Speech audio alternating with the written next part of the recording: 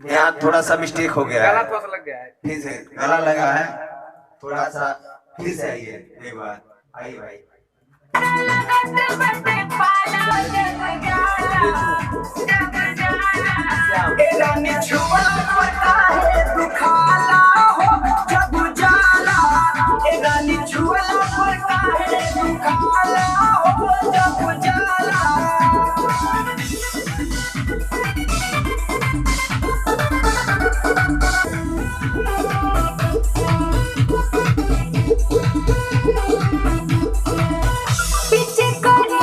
झूठ करिया बिना सपोर्ट जानत नहीं कि हम ससुर के मरबिया भइले बनी के ढक पूरा बाटे हमर हक जानी गमछा से आई से बुताई दिया ए रानी टूट गइल बांधले हम सबुर के बान खेतवा जोते खातिर बेला काहे हाली बेगर ना अगुनी में काहे के करावला गवनवा।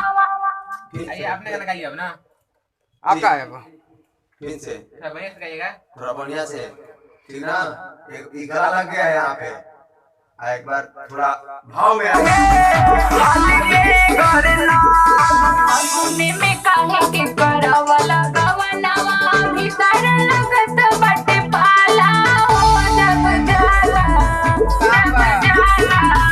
रानी छुअला पर काहे दुखाला हो जब जाला रानी छुअला पर काहे दुखाला हो जब जाला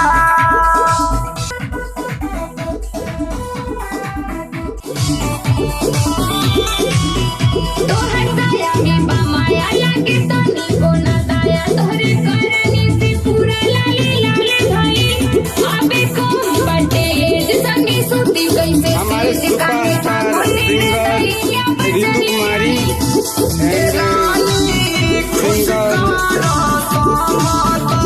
क्या नाम है उसका?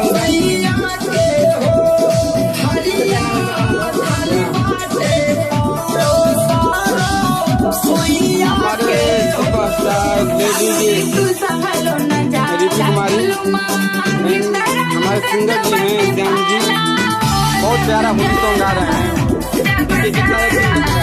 रानी छुअला पर काहे दुखाला हो जब जाला रानी छुअला पर काहे दुखाला हो जब जाला अंगवा में रंगवा लगावा ना करे जाऊ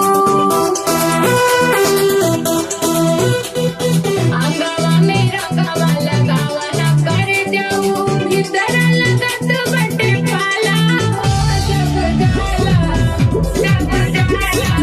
ए रानी छुअला पर काहे दुखाला हो जब जाला ए रानी छुअला पर काहे दुखाला हो जब जाला आइए लास्ट अंतर आइए। अच्छा लास्ट अंतर मजा नहीं आ पाया, बढ़िया से और भाव से, ध्यान दीजिए, आप थोड़ा ध्यान दीजिए, एक और का रहा है, ठीक है ना? ठीक आइएगा, ठीक है।